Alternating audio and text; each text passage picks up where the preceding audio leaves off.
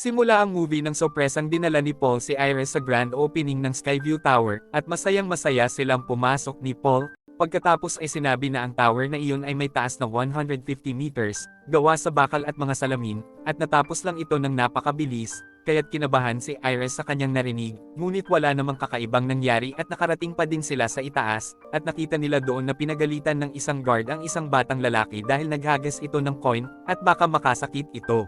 Samantala ay makikita natin na inihagis pa din ng batang lalaki ang coin, kaya't umipit ito sa isang fan. Pumasok na sila Iris at nagsasayaw sila dahil sa sobrang saya. Pagkatapos ay sunod-sunod na natanggal ang mga tornilyo at nagbitak na din ang mga salamin, at habang patuloy na nagsasayaw ang lahat ay sumama ang pakiramdam ni Iris. Pagkatapos ay biglang bumagsak ang salamin kaya't nahulog ang kalahati ng mga sumasayaw. Nagawang makahawak ni Paul sa isang kapirasong basag na salamin, ngunit nahulog na din ito, kaya't napatulala na lang si Iris. At nagtatakbo ang lahat ngunit biglang nag-apoy ang kusina kaya't sumabog ang tower. Nagtakbuhan ulit ang iba pa sa elevator at dahil sa dami ng mga tao ay bumagsak ito, kaya't napisak ang matandang lalaki, at nang tumagilid ang tower ay nagawang makakapit ni Iris. Pagkatapos ay nahulog ang coin sa piano kaya't nahulog din ang piano sa mga taong nasa salamin, at tinamaan nito ang batang lalaki na nakalabas na sa ibaba. Samantala ay nakita ni Iris sa itaas ang isang batang lalaking humihingi ng tulong, at nang puntahan niya ito ay bigla na namang gumuho ang tower, at ang tanging singsing lang niya ang sumobit, at nang mabalatan ang kanyang daliri ay bumagsak na sila. Pagkatapos ay biglang ipinakita si Stephanie na isang paulit-ulit na panaginip lang pala niya ang napanood natin kanina.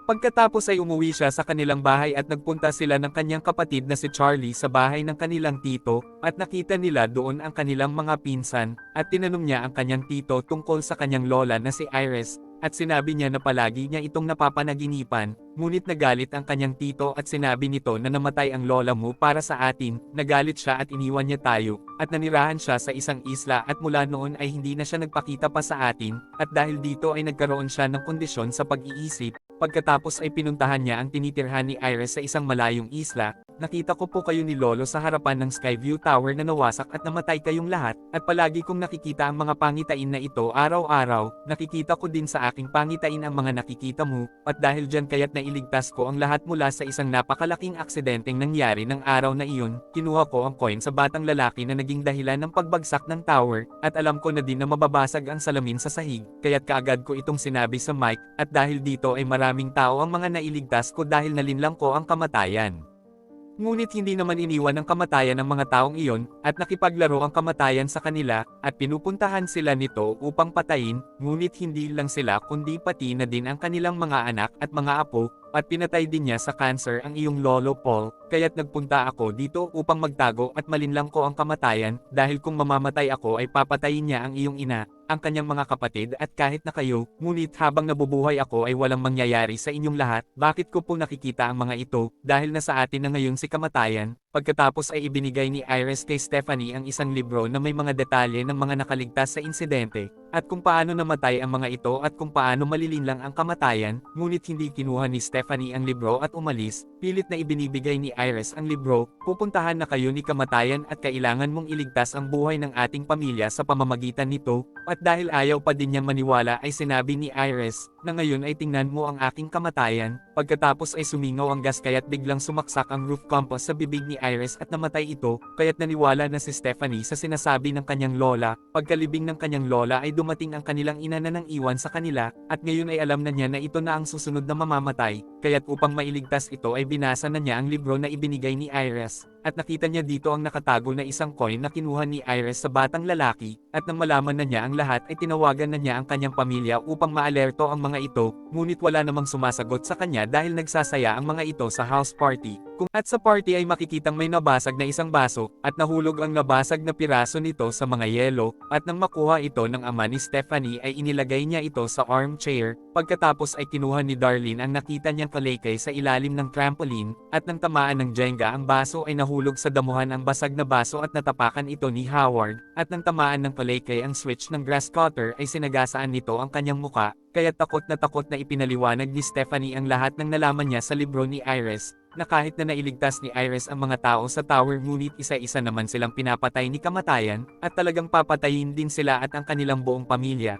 At ngayon ang natitirang buhay na lang ay ang kanilang pamilya at ang isang lalaki. Nauna nang namatay si Lola at ang sumunod naman ay ang kanyang panganay na si Tito Howard, kaya't ang susunod ngayon ay ang anak ni Tito, at kapag namatay si Mami ay ako naman ang susunod. Ngunit hindi naman siya pinaniwalaan ng lahat at nagalit sa kanya ang mga ito dahil tila pinaglalaroan lang niya ang pagkamatay ni Howard.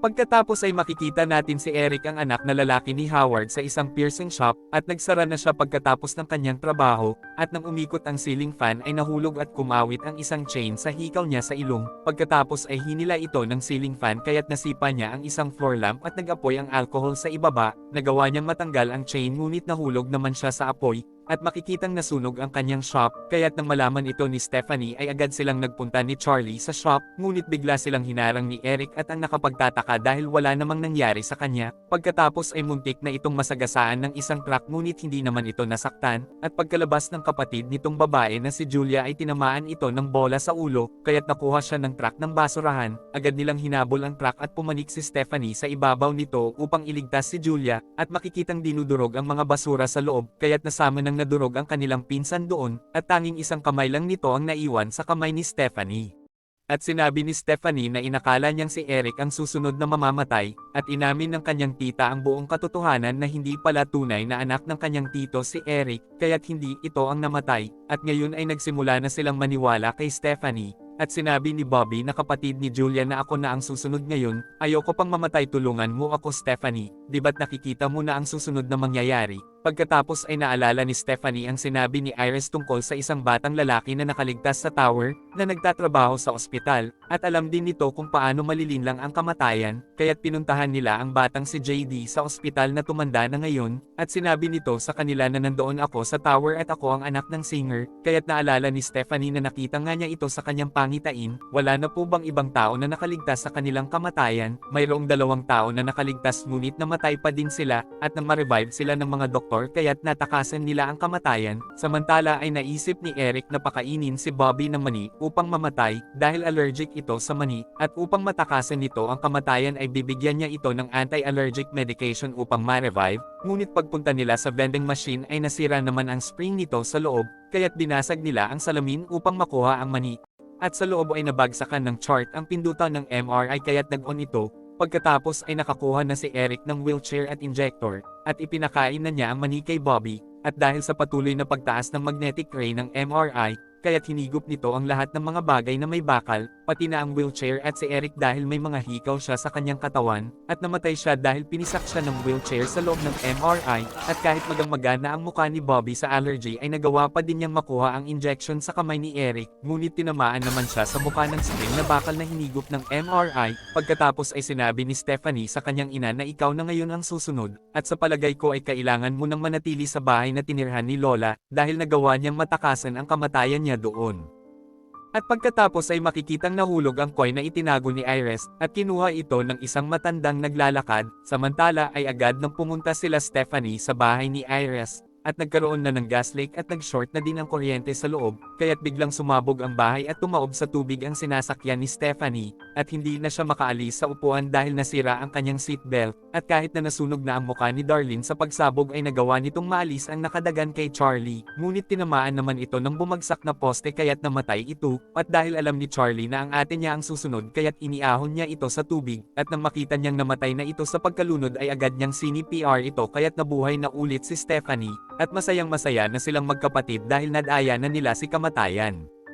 At pagkaraan ng ilang araw ay makikita natin na bumalik na sa normal ang kanilang buhay, at ngayon ay graduation day na nila Charlie, at nang lagyan niya ng rose si Charlie ay natinik siya nito sa kanyang daliri, kagaya ng nangyari kay Iris noon, kaya't nang dahil dito ay nalaman na niya na magsisimula na namang muli ang laro ng kamatayan. Samantala nang magbayad ang matandang babae ay nahulog ang napulot niyang coin, at umipit ito sa railway junction. Pagkatapos ay sinabi ng kapitbahay nilang doktor na itinituring lang na patay na ang isang tao kung hindi na siya humihinga ng 5 minuto, at ikaw naman ay huminga pagkatapos ng 2 minuto, kaya't nawalan ka lang ng malay at hindi ito matatawag na isang kamatayan, at laking takot at gulat nilang dalawa sa kanilang narinig, at pagkatapos ay nadiskaril ang train at dumiretso ito papunta sa kanila, kaya't agad silang nagtatakbong magkapatid upang mailigtas ang kanilang mga buhay, at nang madapa si Stephanie ay huminto din ang train, ngunit bigla naman silang tinamaan ng mga troso na nasa ibabaw ng train, kaya't namatay silang dalawa.